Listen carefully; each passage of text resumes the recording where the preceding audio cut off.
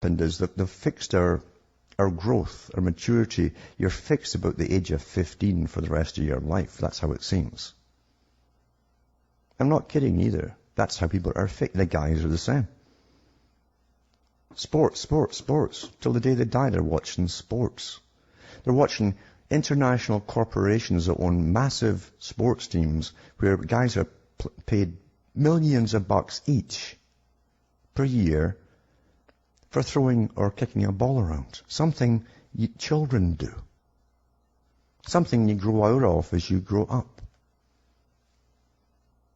And they knew they'd do this because H.G. Wells talked about it a long time ago. You see, when you take away your manhood, you only project it through someone else. Someone else who pretends at the weekend to be your tribe and he's fighting someone else. Because in your own life, you have no power at all.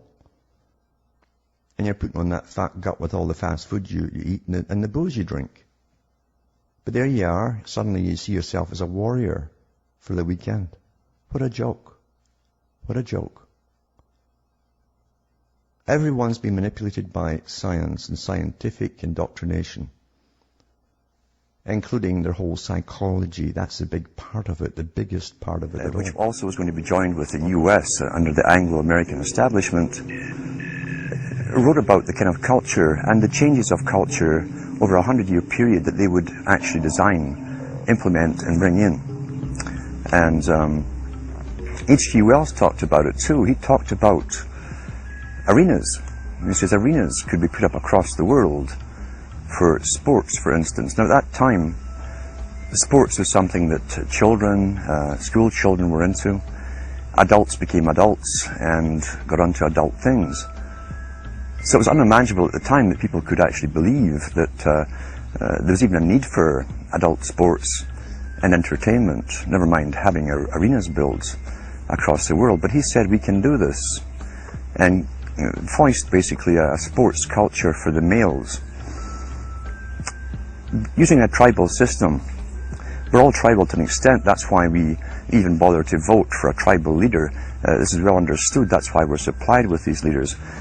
And because the average man was to become more disengaged from his own destiny as the expert class arose, it was decided that the males would get their outlet basically,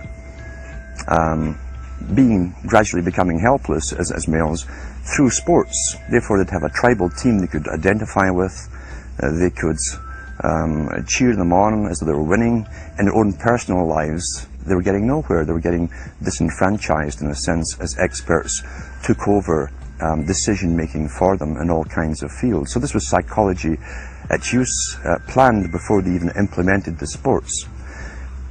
When radio came along, of course, they used that to the maximum.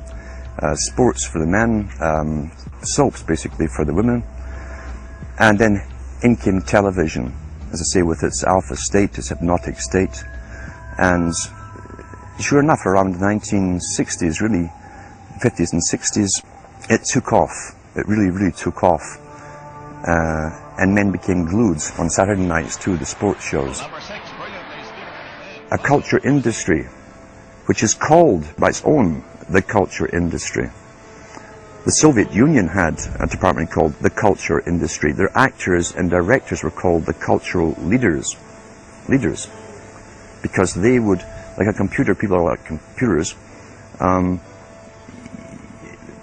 you have to do is keep giving them new updates every so often, and you can change an entire country or a nation or a block of nations who are all getting the same upgrades at the same time along certain paths. Today we call it political correctness. Most people want to belong to their peer group. They want to be the same as everyone else when it comes to opinions.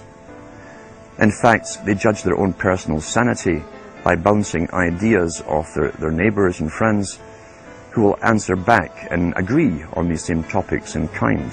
It doesn't matter if the topics or what you're given are facts or utter nonsense, as long as everyone agrees at the same time. You'll say, well, I'm sane, and your friends will all agree because they've had the same information given to them.